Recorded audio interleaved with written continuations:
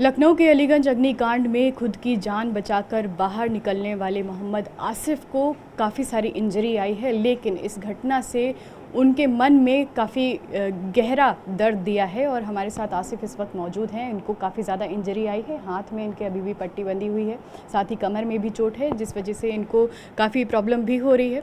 लेकिन तब भी हम कोशिश करते हैं बात करने की और जानेंगे कि किस तरह का मंजर था और क्या कुछ सिचुएशन उस समय इनके सामने थी। आसिफ, आप पहले शख्स थे जो कि उस बिल्डिंग से बाहर कूदने में सफल हुए थे? जी हाँ, पहले मैं ही निकला था। तो कैसे सूचना मिली आपको आग की और क्या उस वक्त दिमाग में आया और क्या आपने फर्स्ट स्टेप?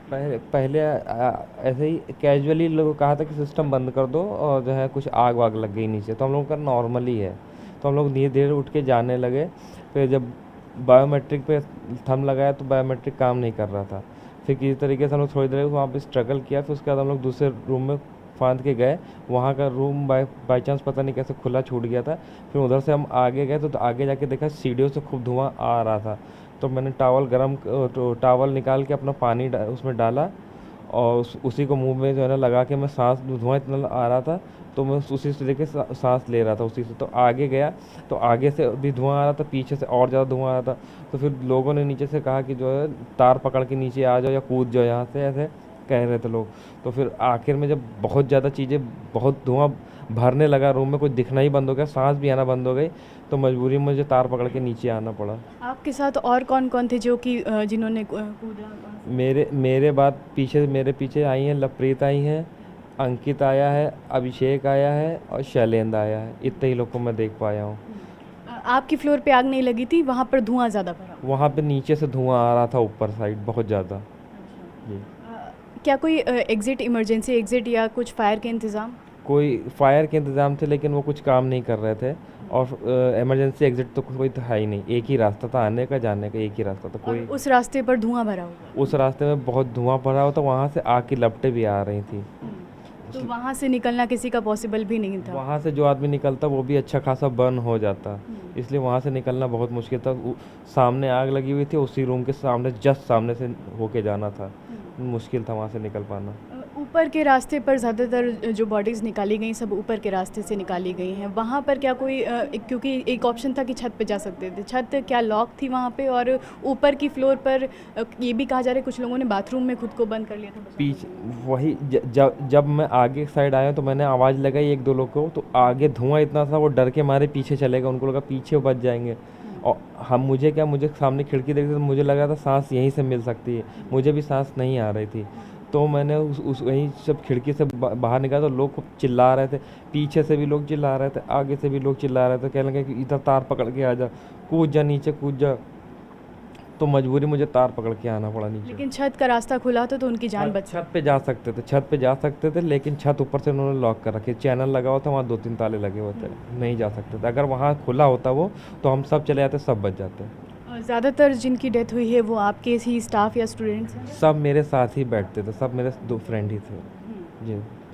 अभी आप, क्योंकि इतना भयावह मंजर था, हमने वहाँ पर तस्वीरें देखी, हम वहाँ पे खुद भी देख रहे थे कि जो भी वहाँ पर था उसके लिए वहाँ पर रहना काफ़ी मुश्किल हो रहा था। लेकिन आप उस सिचुएशन से निकल के आए हैं, तब से मेंटली क्या कुछ चल रहा है दिमाग में? क्या वो उन लोगों का चेहरा सामने आ रहा है? मेंटली कंडीशन तो बहुत ही ख़राब है, क्योंकि जितनी बार आँख बंद करता हूँ मुझे उन सबके चेहरे याद आने लगते हैं। और थोड़ी देर पहले वो सब मरने से पहले सबसे मेरी बात हुई थी, हंसी मजाक कर रहे थे, वो तफरी करके बैठे हुए थे। और खाना वाना खा के हम लोग साथ ही में सब लोग खाते थे, तो खाना वाना खा के हम सब लोग बैठे हुए थे, वही सब मुझे बातें आई थी उस समय। थोड़ी देर बाद वो सब चिल्ला रहे थे, चीख रहे थे, सबके धुआं भर रहा था, कोई सांस नहीं ले पा रहा था, सब इधर उधर भाग रहे थे जान बचाने के लिए। वही सब चीज़ें मेरे दिमाग में चलती, आँख बंद करता हूँ तो वही सब चीज़ें मुझे याद आने लगती हैं। कि जिन लोगों के साथ एक आपने कुछ हैप्पी मोमेंट्स बिताए हैं वो यहाँ पर नहीं? बहुत लंबा टाइम बिताया उन लोगों के साथ, सब भाई बहन की तरह थे मेरे, बहुत लंबा टाइम बिताया मैंने। क्या किसे ज़िम्मेदार मानते हैं इस पूरी आग को लेकर? क्या कहीं पर चूक आप मानते हैं? चूक हुई है, कहीं ना कहीं तो चूक हुई है, क्योंकि परमिशंस को लेकर भी बताया जा रहा है परमिशन नहीं थी। परमिशन के इसकी इन सब चीज़ों की तो इन्फॉर्मेशन हम लोग को नहीं होती है। लेकिन जो सेफ्टी इक्विपमेंट थे वही नहीं काम कर रहे हैं। नीचे जिनके वहाँ आग लगी, पेट हाउस वाले, उन्होंने अपने बंदों को निकाल लिया, हम लोग को नहीं बताने की जरूरत, समझा कि जो है इतनी आग लगी। जब इतनी आग लगी हुई थी तो आपको बताना चाहिए था कि जल्दी यहाँ से निकलो, आग लगी है। हम लोग को पता ही नहीं कि ऐसा कुछ हो रहा है, जिस जिस समय उन्होंने बताया उसके 10 मिनट बाद हम सब लोग फंस चुके थे। मतलब जब पेट क्लिनिक का जो भी पार्ट होगा जहाँ पर आग लगी, उन लोगों ने अपने लोग बाहर निकाल लिए, पेट्स निकाल लिए, उसके बाद आप लोगों तक? उनके भी 30-35 का स्टाफ था, उनके भी 30-35 स्टाफ के बंदे काम करते हैं लेकिन वो सब निकल गए, उनको किसी कुछ नहीं हुआ। जो 15 बंदे मरे वो सब सिर्फ हमारे ऑफिस के थे, सब जो हमारे ऑफिस के थे। तो आगे ऐसी घटना ना हो, इसको लेकर कुछ कहना चाहेंगे आप? इसके लिए तो प्रशासन को देखना चाहिए कि चीज़ें जो है ना दुरुस्त रहें, इंक्वायरी हो, जांच हो कि प्रॉपर चीज़ें हो रही कि नहीं हो रही हैं। अभी कुछ लोग मरे हैं, कुछ दिन बाद ये मुद्दा गायब हो जाएगा। आम आदमी की क्या ही वैल्यू है ज़िंदगी की। ठीक है। तो मोहम्मद आसिफ हैं जिन्होंने अपनी जान बचाई, खुशकिस्मत थे कि उस वक्त इन्होंने इंस्टेंट एक्शन लिया और ख़ुद के लिए स्टेप्स लिए, लेकिन कुछ लोग ऐसे भी थे जिनकी दुखद मौत हो गई है। तो इस पूरे हादसे से उन परिवारों की खुशियां छिन गई हैं, लेकिन आसिफ ने खुद को बचाया है। तो ऐसे में वो दृश्य अभी भी उनके जहन में बार बार वापस लौट रहा है। कैमरा पर्सन अनिल के साथ दीपिका दीक्षित, न्यूज़ 18 लखनऊ।